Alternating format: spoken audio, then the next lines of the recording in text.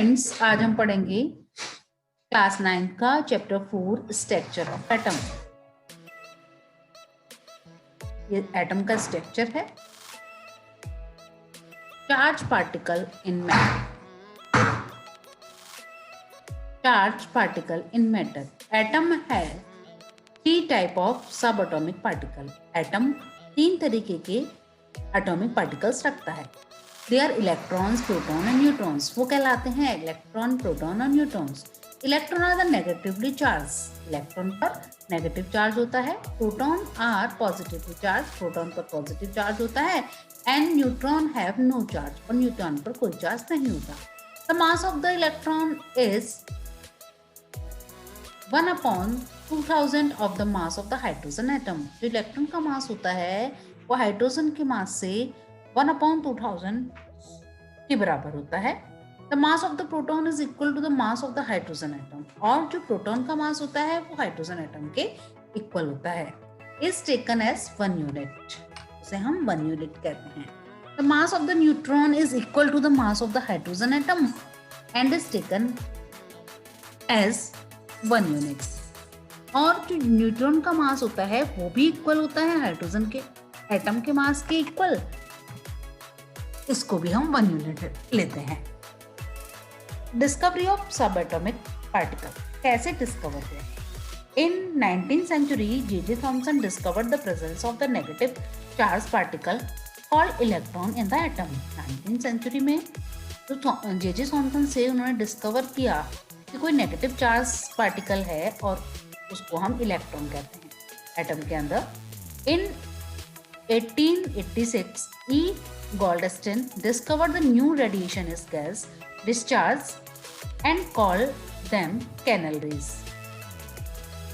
उन्होंने कुछ new radiation gas discover की और उसको कहा canal rays. These rays was positively charged. इन रेज पर पॉजिटिव चार्ज था। This latter lead to discover of the positive charge of the particle. ये ही जो रेज थी वो डिस्कवर हुई पॉजिटिव चार्ज पार्टिकल के रूप में। Is called the proton in the atom. यही कहलाई प्रोटॉन एटम के अंदर। In 1932 Chadwick discover the presence of the particle having no charge in the atom is called neutron. 1932 में चैडविक ने डिस्कवर किया प्रेजेंस ऑफ द पार्टिकल्स कि उसके अंदर कोई चार्ज नहीं होता और वो न्यूट्रॉन्स कहलाता है। Structure of the atom. Thomson model of the atom. Thomson ने जो मॉडल दिया उसके regarding according to the Thomson as the atom is similar to the Christmas pudding. वो क्रिसमस पडिंग के जैसा होता है। Pudding have the positive charge and the electron having the negative charge for like the plum and the pudding. Pudding में जो positive charge होता है और इलेक्ट्रॉन जो होते हैं वो नेगेटिव चार्ज रखते हैं लाइक प्लम्स की तरह ऑन द पडिंग में। He proposed that an atom is a consist of the positive charge. Atom positive charge consist करता है एक sphere में, and the electron are the inbuilt in it. और इलेक्ट्रॉन उसके अंदर इनबिल्ट होता है। The negative and positive charge is equal in magnitude. Negative और पॉजिटिव चार्ज मैग्नीट्यूड में इक्वल होता है। So atom as a whole in electrically neutral. इसलिए जो एटम होता है वो whole electrically neutral होता है। क्यों न्यूट्रल हुआ बच्चों? क्योंकि जो आपके इलेक्ट्रॉन्स होते हैं उस पर नेगेटिव होता है और देन प्रोटॉन होते हैं उस पर पॉजिटिव होता है। और जब दोनों इक्वल होंगे देन पॉजिटिव नेगेटिव कैंसिल हो जाएगा तो आपका 0 हो जाएगा। Rutherford model of the atom. Rutherford ने क्या मॉडल दिया? Rutherford allow a beam of fast moving alpha particle having the positive charge to fall in a thin gold foil. Rutherford ने एक बीम लिया और उस पे अल्फा रेजेस डाली पॉजिटिव एक थिन फाइल पे। तो इन्होंने क्या ऑब्जर्व किया कि most of the alpha particle pass in a straight line of the gold file. कि कुछ जो थी पार्टिकल्स जो अल्फा रेजेस थी वो सीधा सीधा चली गई स्ट्रेट लाइन में। और some of the alpha particle slightly deflected in the by small angle. कुछ स्मॉल एंगल से डिफ्लेक्टेड हो गई। And very few alpha particle appear to rebounded. और कुछ ऐसी रही थोड़ी सी जो रिबॉन्ड हो गई, यानी कि जैसे ही उससे टकराई तुरंत ही वो वापस हो गई। तो conclusion for the Rutherford alpha स्टेटिंग experiment तो इनका क्या कंक्लूजन निकला कि most of the space inside the atom is empty.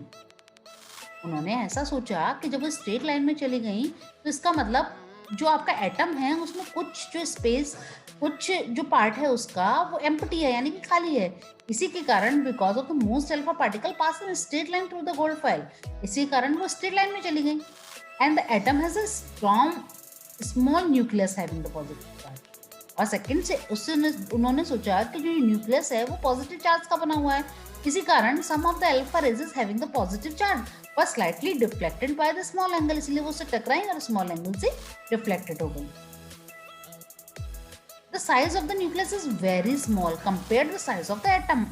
उन्होंने ये भी देखा कि न्यूक्लियस का, उन्होंने सोचा कि न्यूक्लियस का जो साइज है वो बहुत ज़्यादा छोटा है as compare to the atom, इसीलिए because very few alpha particle appear to rebound, इसलिए वो जो कुछ अल्फा पार्टिकल्स थे वो रिबॉन्ड हो गए। And most of the positive charge and the mass of the atom in a nucleus, क्योंकि उसके अंदर पॉजिटिव चार्ज है उसके न्यूक्लियस पर। तो Rutherford model of the atom, तो इस तरीके से उन्होंने उसका मॉडल दिया। An atom has a positive charge of the nucleus, कि जो न्यूक्लियस होता है उसके अंदर पॉजिटिव चार्ज होता है, एट से सेंटर वो उसके सेंटर में होता है। Most of the mass of the atom in a nucleus, और उसका न्यूक्लियस का मास होता है। Electron revolve around the nucleus in the different orbits, और इलेक्ट्रॉन जो होते हैं वो रिवॉल्व यानी कि घूमते रहते हैं न्यूक्लियस के चारों ओर डिफरेंट ऑर्बिट्स में। The size of the nucleus is very small. उन्होंने ये भी कहा कि जो न्यूक्लियस का साइज है वो बहुत स्मॉल है as compare to the size of atom, atom के साइज के कंपेरिजन में। Defect of the Rutherford model of the atom, क्या डिफेक्ट रहा रदरफोर्ड मॉडल का? Any particle in a circular orbit would undergo acceleration, and during the acceleration, the charged particle would be radiate its energy। कि जो अगर कोई भी particle है वो एक सर्कुलर ऑर्बिट में मूव करेगा तो एसिलेशन के थ्रू, ड्यूरिंग द एसिलेशन जो आपका पार्टिकल है वो अपनी एनर्जी को डिक्रीज करेगा। So the revolving electron would loss energy, loss करेगा and fall into the nucleus, तो उससे तो न्यूक्लियस में गिर जाना चाहिए। And the atom would be unstable, तो एटम जो है वो अनस्टेबल है। तो we know that atom are stable, और उन्होंने बताया कि एटम स्टेबल है। Bohr model of an atom, Bohr ने क्या दिया model? Atom has a positively charge, के एटम एक पॉजिटिवली चार्ज होता है न्यूक्लियस उसका, and centre and most of the mass of the atom in the nucleus, और उसका जो मास होता है वो न्यूक्लियस के अंदर होता है। The electron revolves around the spatial orbit of the class, discrete orbit, और जो इलेक्ट्रॉन्स होते हैं वो रिवॉल्व करते हैं स्पेशल क्लास में अपनी। These orbit are called the cells, तो ये ऑर्बिट सेल्स कहलाते हैं। और एनर्जी लेवल, और एनर्जी लेवल भी हम इनको बोलते हैं आर रिप्रेजेंट, और इनको रिप्रेजेंट किया जाता है by the letter K, L, M, N etcetera, number 1 2 3 4 etcetera. While revolving the discrete orbit, the electron do not radiate energy। जब वो रिवॉल्व करते हैं अपनी एक स्पेशल क्लास में तो वो रेडिएट नहीं करते हैं एनर्जी को। इन्होंने बताया कि के, एल, एम, एन इस तरीके से उसका शेल्स होते हैं, और बीच में इसमें पॉजिटिव चार्ज होता है, जैसा आपने डायग्राम के थ्रू आप लोग देख भी रहे हैं। Distribution of electron in different shells, इन्होंने ये भी बताया कि अलग अलग सेल्स में हम इलेक्ट्रॉन का डिस्ट्रीब्यूशन कैसे करते हैं। The distribution of electron in the different shell was be suggested by the Bohr and Bohr। The following are the rules of the filling of the electron in the different shells। इन्होंने कुछ rules बताया जिसके through जो electrons हैं वो अलग अलग shells में आपके रहते हैं। The maximum number of electron in a shell is given by the formula। उन्होंने इसके लिए एक फॉर्मूला दिया 2n²। 2n² के रिगार्डिंग ही फिल होते हैं इलेक्ट्रॉन्स अपने अपने शेल्स में। Where n is the number of the shell, 1 2 3 4, जैसे फर्स्ट सेल है उसको हम उन्होंने रिप्रेजेंट किया k से, तो उसमें कितने इलेक्ट्रॉन आए 2n²। n की जगह हमने क्या रिप्लेस कर दिया 1, तो 1 का स्क्वायर 1, एंड 2 से जब मल्टीप्लाई हुआ यानी कि फर्स्ट सेल में कितने इलेक्ट्रॉन्स आए 2। देन सेकंड सेल को रिप्रेजेंट किया l से, और उसमें आया 2n² यानी कि n की जगह आप रिप्लेस करेंगे 2, देन 2 का स्क्वायर 4, 4 2 से 8, यानी कि सेकंड सेल में जो आपके इलेक्ट्रॉन्स होंगे वो 8 होंगे। थर्ड सेल और m shells can have 2n² तो यहाँ पर थर्ड सेल में n की जगह आप 3 रखेंगे तो 3 का स्क्वायर 9 हो गया और 9 2 से 8, 9 2 से 18 इलेक्ट्रॉन्स, तो 18 इलेक्ट्रॉन्स फिल होंगे। Then fourth N shell 2n square और 4 का स्क्वायर आपका हो गया 16 इंटू 2 यानी कि 32 electrons and so on. The maximum number of electron that can be fill in outermost shell is 8। तो मैक्सिमम नंबर ऑफ इलेक्ट्रॉन होते हैं किसी भी आउटर सेल में वो 8 होते हैं। Electron cannot be fill in the shell unless in inner shell are filled. Electrons कभी भी फिल नहीं होता है जब तक कि बाहरी जो आपका इनर सेल्स फिल नहीं होते।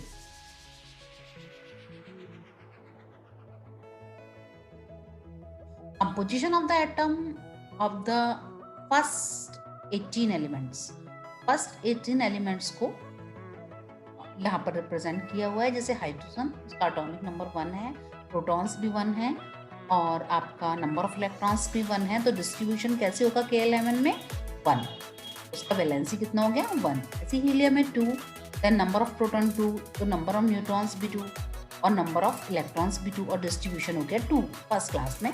लिथियम है जैसे तो 3, तो देन नंबर ऑफ प्रोटॉन 3 और न्यूट्रॉन्स 4 होते हैं इसमें, नंबर ऑफ इलेक्ट्रॉन्स 3 तो 2 और 1 और वैलेंसी 1। इस तरीके से रिप्रेजेंट किया हुआ है, आप देख सकते हैं। Atomic structure of first 18 elements, ये एटॉमिक स्ट्रक्चर दिया हुआ है कि कैसे कैसे क्लासेस में रहते हैं आपके।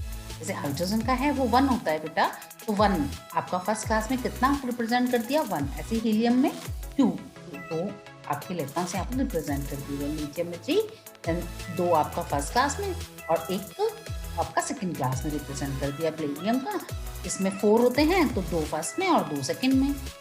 बोरोन है तो फिर 2 आपका फर्स्ट में, देन 3 सेकंड में। तो इस तरीके से आप स्ट्रक्चर में इलेक्ट्रॉन्स को रिप्रेजेंट कर सकते हैं। वैलेंसीज क्या होती हैं? Valencies, valencies the combination capacity of the atom of an element. Valency होती है कॉम्बिनेशन कैपेसिटी किसी भी एलिमेंट्स की। The electron present in the outermost shell of the atom is called the valency of the electron. जो electrons present होते हैं किसी भी सेल के outer most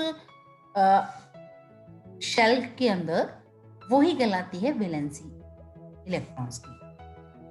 If the atom is outermost cell is completely filled, अगर outermost shell में जो आपके इलेक्ट्रॉन्स हैं वो completely fill हैं, they are insert or least reactive and their combining capacity और valency 0।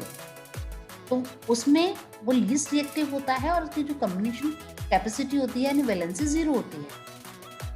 Of the insert element, helium atom has a 2 electron in outermost shell. The atom of other element have the 8 electron in their outermost shell. So helium में उसका 2 है। Then और जो अलग other atoms होते हैं उनके लास्ट पास में कितना इलेक्ट्रॉन होना चाहिए? 8 होना चाहिए। तो atom having the 8 electron in their outermost shell having, अगर वो उसका 8 इलेक्ट्रॉन है outermost shell में तो ऑक्टेट कॉन्फ़िगरेशन कहलाता है वो R in stable, तो वो स्टेबल पोजीशन में। If the atom is outermost shell is not completely filled, it is not stable. अगर outermost shell completely filled नहीं है तो हम उसको कहेंगे कि वो stable नहीं है। It will try to attain the stability, तो वो stability attain करना चाहता है, चाहे वो कोई भी मेथड उसके लिए करे, जैसे लूज कर दे। अगर हमारे पास एक्स्ट्रा है, लास्ट क्लास में हमारे पास 2 हैं सपोज कीजिए इलेक्ट्रॉन, तो हम 2 किसी को दे दें तो हमारा पहले वाला जो क्लास होगा वो कंप्लीट हो जाएगा और हम स्टेबल हो जाएंगे। अगर हमारे पास क्लास में 2 हैं तो हम 4 और ले लेंगे किसी से, तो गेन कर ले मीन्स अगर हम गेन कर लेंगे तो हम अपने आउटर मोस्ट शेल को कंप्लीट कर पाएंगे। अगर ऐसा भी नहीं कर रहे हैं देन शेयरिंग द इलेक्ट्रॉन्स के द्वारा, कि अगर किसी से शेयर कर लेंगे, भाई तू मुझे 2 दे दे मैं तुझे 4 दे दूँ, इस तरीके से वो दोनों ही अपना कंप्लीट कर दें तो शेयरिंग करके भी कर सकते हैं। With other atom to attain the octet configuration, तो इस तरीके से हमें ऑक्टेट कॉन्फ़िगरेशन कंप्लीट करना होता है। The number of electron loss, gain and share by the atom up to attain the octet configuration by combining capacity and the valency of the elements. For example, जैसे hydrogen, lithium, sodium atom can easily loss 1 electron. जैसे आपका hydrogen है, lithium है और आपका sodium atom है, उसमें एक ही इलेक्ट्रॉन होता है लास्ट उसमें, तो उसको लॉस कर देते हैं और बिकम द स्टेबल और स्टेबल हो जाते हैं। तो देयर वैलेंसी इज 1, तो उसका वैलेंसी कितना होता है 1, क्योंकि उसके आउटर मोस्ट में कितना इलेक्ट्रॉन है 1। और magnesium can easily loss the 2 electron, ऐसे मैग्नीशियम है उसके लास्ट उसमें 2 है तो वो 2 को लॉस कर देता है, so valency is 2। Aluminium can easily 3 electron, so इस valency is 3। Carbon share the 4 electron, so its valence is 4. Chlorine can easily gain 1 electron, become stable, so its valence is 1. Oxygen can easily gain 2 electron, so its valence is 2. Nitrogen can easily gain 3 electrons, so its valence is 3. Atomic number and atomic mass number. Atomic number जिसको हम Z से represent करते हैं, the atomic number of an element in a number of proton present in the nucleus of the atom. Atomic number ये represent करता है कि हमारे न्यूक्लियस में कितना प्रोटॉन है प्रेजेंट है।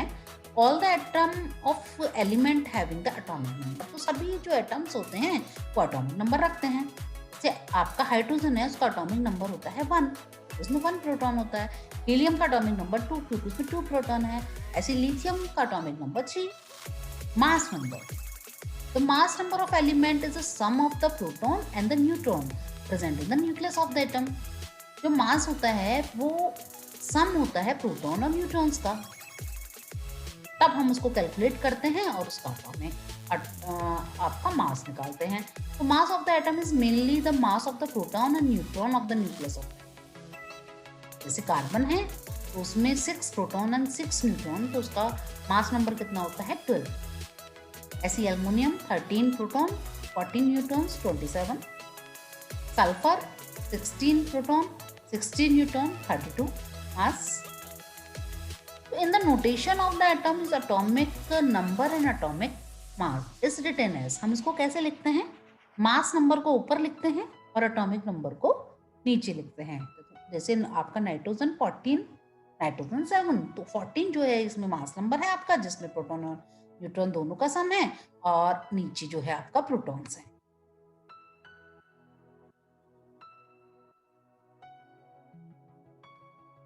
आइसोटॉप्स क्या होते हैं? Isotopes, isotopes are the atom of the same element having the same atomic number but different mass number. Isotopes जो होते हैं वो एक ऐसे एलिमेंट्स होते हैं जिनका एटॉमिक नंबर तो सेम होता है पर मास नंबर जो होता है वो डिफरेंट होता है। जैसे hydrogen has 3 isotopes, hydrogen 3 isotopes रखता है, जैसे प्रोटेनियम, ड्यूटेरियम एंड ट्राइटेरियम। तो 1H1, 1S2, 1S3। तो यहाँ पर आप देख रहे हैं कि जो उसका एटॉमिक नंबर है वो सेम है 111, पर एटॉमिक मास जो है 1, 2, 3 इट आर डिफरेंस, तो it is called the isotopes. Carbon had 2 isotopes 6 से 14। ऐसे क्लोरीन हैज 2 आइसोटॉप्स 17 Cl35 और 17 Cl37। आइसोपर्स क्या कहते हैं? Isobars are the atom of the different element having the different atomic number but same mass number. Isobars एक ऐसे atoms होते हैं जिसमें डिफरेंट एलिमेंट्स जो होते हैं वो उनका एटॉमिक नंबर तो डिफरेंट होता है पर जो आपका मास होता है वो सेम होता है। These pairs of element having the same number of nucleons. जैसे कैल्शियम का एटॉमिक नंबर होता है 20, आर्गन का atomic number 18, having the different atomic numbers but the same mass 40. जैसे 20 Ca40 and 18 Ar40. Iron and nickel having the different atomic number but the same atomic mass number 58, 26 Fe58 and 27 Ni58। कोई video आपको अच्छी लगी हो उसको like करें, share करें, subscribe करें और सभी बच्चे इसको बहुत अच्छे से लर्न करें और अपने नोट्स इससे आप प्रिपेयर कर सकते हैं। Thank you.